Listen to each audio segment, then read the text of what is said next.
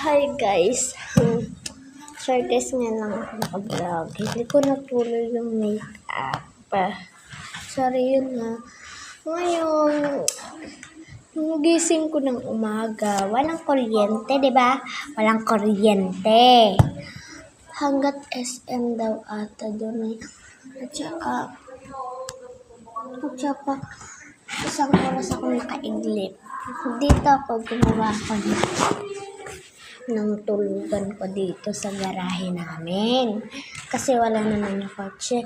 Huwag ka maingay, Randy. Ay, sorry guys. Pagkagising ko guys, ganito. Tignan nyo to. Wait lang. O yan guys, parang uulan.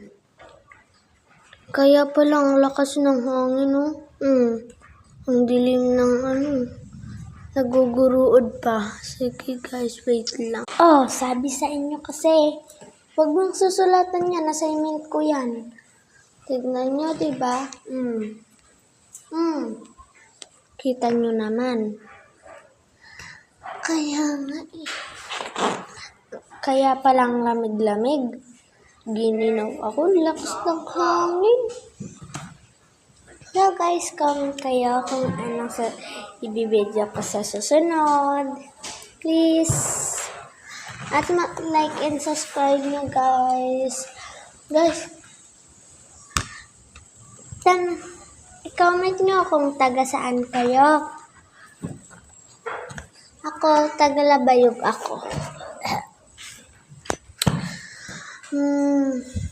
Malayo ang darating namin. Sa susunod guys, hindi na ako makaka-vlog kasi high school na ako. Sa susunod school na ako at pupunta na din kami sa susunod sa Canada. Okay guys? Sige guys, bye-bye!